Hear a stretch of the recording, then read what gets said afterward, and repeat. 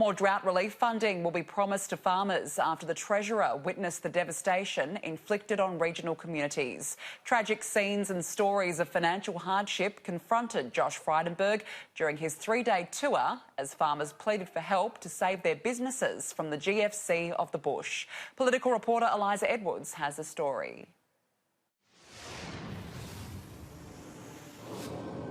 On their scorched land outside the New South Wales town of Inverell, the Swan family is contemplating how to keep feeding their remaining cattle. We've got to look into the crystal ball now for 12, 18 months.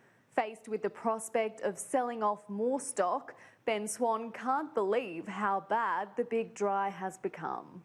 It's gone from being the worst drought in history to worst drought in history to a factor of whatever. With little rain on the horizon, these farmers need significant financial support, already drawing on existing measures like the farm household allowance, but pleading with the government to do more.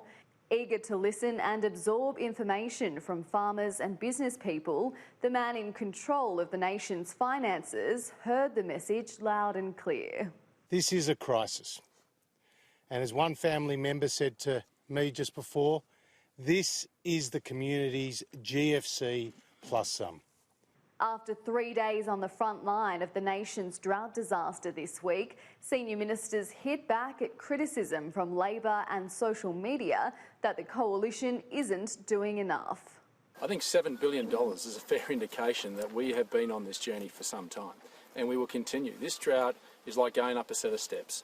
As it ramps up, we're going to have to go up another step. We will do more, and we're working on some options, but what we do know is there is money there already that is making its way into these communities, and we will stand by them at this most difficult of times.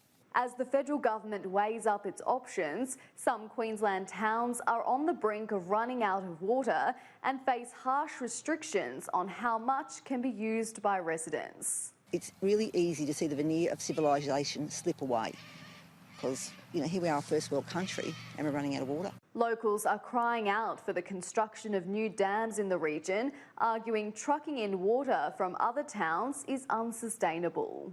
We should be in there digging dams out. We should be making more dams, but instead we're all talking about let's cart water for $1 million a month. The Drought Minister says federal money is on the table for new dams, including at Emu Swamp outside of Stanthorpe, but has accused the Queensland Government of dragging its feet on the construction. Also reject the premise that it's just the federal government's responsibility. There is an intergovernmental agreement where responsibilities are shared between state and federal, and that's why I plead. I plead with those state governments. New South Wales have done a lot of heavy lifting, but unfortunately, Queensland hasn't really lifted a finger. In a reprieve for some farmers, a government rebate for on-farm water infrastructure will now be extended to horticulture, designed to keep more water on properties like Dino Rosato's apple orchard outside Stanthorpe. Anything that we can get subsidies or anything like that goes a long way. The orchard should be relying on this dam behind me to water a bumper crop over spring.